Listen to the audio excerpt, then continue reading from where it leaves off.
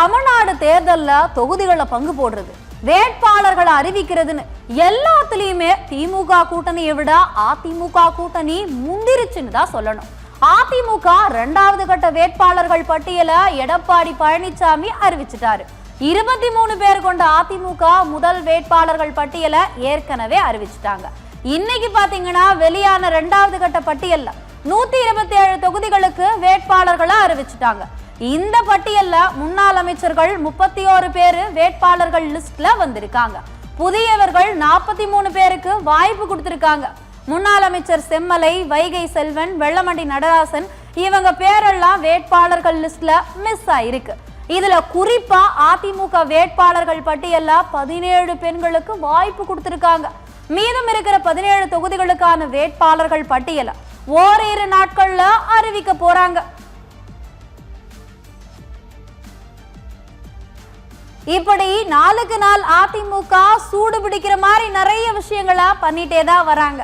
அந்த வரிசையில அதிமுக 2வது கட்ட வேட்பாளர்களை அறிவிச்ச எடப்பாடி பழனிசாமி அடுத்த கட்ட பிரச்சாரத்தையே தொடங்கிட்டாரு அப்படின்னு தான் சொல்லணும். இந்த கூட்டத்துல 10 தோல்வி பழனிசாமின்னு முதலமைச்சர் ஸ்டாலின் விமர்சனம் பண்றதுக்கு இபிஎஸ் பதிலடிலாம் கொடுத்திருக்காரு.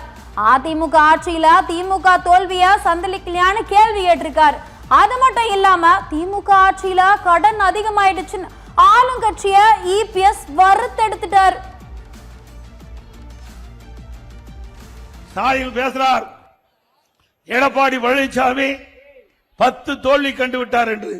திரு ஸ்டாலின் அவர்களே, 2011 2021 வரை தில்லு திராணி தெம்பிருந்தா நான் கேட்கிற கேள்விக்கு பதில் சொல்ல வேண்டும்.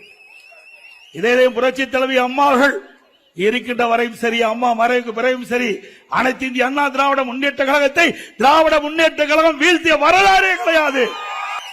2011 திரு கருணாநிதி திரு ஸ்டாலினுடைய அப்பா இருக்கும் போது எதிர்கட்சி அந்தஸ்து கிடைக்கல. 2021 பிரதான எதிர்க்கட்சி என்ற வரிசையிலே அமர்ந்த அதிமுக. ஆனா கடன் மட்டும் அதிகரிச்சிட்டு இருக்குது. 5 லட்சம் கோடி கடன் வாங்கிட்டாங்க. 5 லட்சம் கோடி, 1 கோடி 2 கோடி 5 லட்சம் கோடி இன்றைக்கு தமிழகத்தில் கடன் வாங்கி இருக்கிறாங்க. எப்பொழுது பார்த்தாலும் முதலமைச்சர் ஸ்டாலின் பேசுறார், சூப்பர் முதலமைச்சரா, இந்தியாவிலேயே சூப்பர் முதலமைச்சரா, முதன்மையான முதலமைச்சரா, எதில் கடன் வாங்குவதிலே முதன்மையான முதலமைச்சர். திமுக இவ்வளவு கோடி கடன் வாங்கியிருக்காங்க, அவ்வளவு கோடி கடன் வாங்கியிருக்காங்கன்னு எடப்பாடி பழனிசாமி அள்ளி விட்ட விஷயத்தெல்லாம் பார்த்தோம். அத்தோட விட்டாரா, விஜய் வேற மறைமுகமா தாக்கியிருக்காரு. சினிமா பாருங்க, அது ஒரு பொழுதுபோக்கு தான், நிஜ வாழ்க்கைக்கு ஒத்து வராதுன்னு போட்டு தாக்கியிருக்காரு. இன்னொரு கட்சி இருக்குது, எல்லாம் இறந்து போனா அங்க போய் துக்க விசாரிப்பாங்க. ஆனா அந்த கட்சிக்கு கொடுமை பாருங்க, நாட்டுடைய கொடுமை தலையெழுத்த பாருங்க. எதுக்காக வந்து இருந்தாங்க, ஏன் இருந்தாங்க, அந்த குடும்பத்தை இங்க வரவழைச்சு அனுதாபம் சொல்றாங்களாம். என்ன அது சினிமா அப்படித்தான் இருக்கும், டெக்னிக்கலா தான் இருக்கும். மக்கள் ஏமாற வேண்டாம், சினிமா பார்க்கலாம்.